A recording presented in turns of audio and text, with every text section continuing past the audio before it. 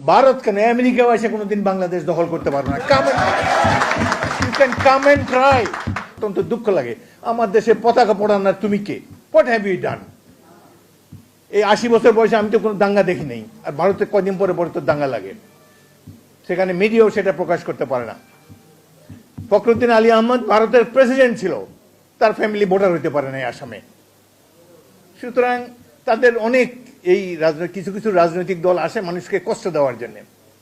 আজকে কংগ্রেস থাকলে বা ইভেন তৃণমূল, যে মমতা ইজ অনেস্ট লেডি, আমাদের অনেক পপুলার বাংলাদেশে ছিল উনি সব দিক দিয়ে সম্মান করার জন্য একজন নেত্রী।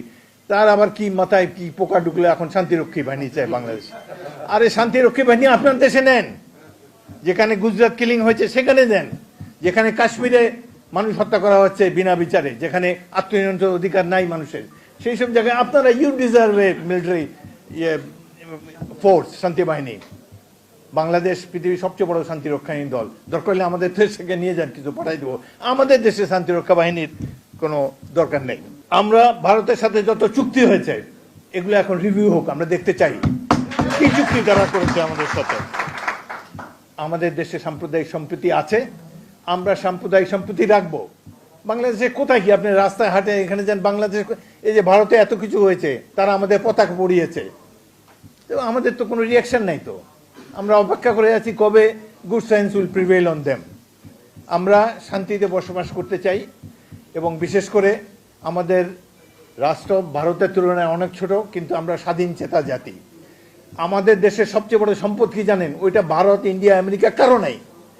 আমাদের দেশের একটা দুর্দর্শ সাহসী তরুণ সমাজ আছে, যারা ওই যে কথা আমার তো একেবারে কবরে যাওয়ার আগে পর্যন্ত মনে থাকবে, পুলিশ বলতেছে তার অফিসারকে, স্যার একটা গুলি করি, একটা পড়ে যায়, বাকিগুলো লড়ে না, দাঁড়ায় থাকে।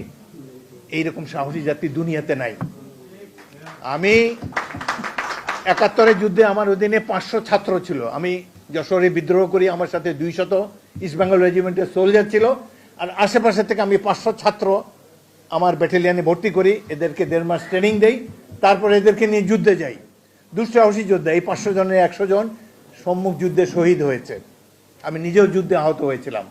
বাঙালির সাহস দেখেছি 71 সালে, কিন্তু এইবারের ছাত্ররা যেটা দেখিয়েছে অকল্পনীয়, দুঃসাহসী। এইরকম যুবক যে আছে আমাদের দেশে, এইটাই তো আমাদের গর্ব। ভারত কেন আমেরিকাও এসে কোনোদিন বাংলাদেশ দখল করতে পারবে না। You can come and try. 27 বছর বয়সে একটা মুক্তিযুদ্ধ করেছি, 81 বছর বয়সে আরেকটা করবো ইনশাল্লাহ। বাংলাদেশকে দখল করতে পারবে না, আমাদের তো ইয়াং ফোর্স আছে।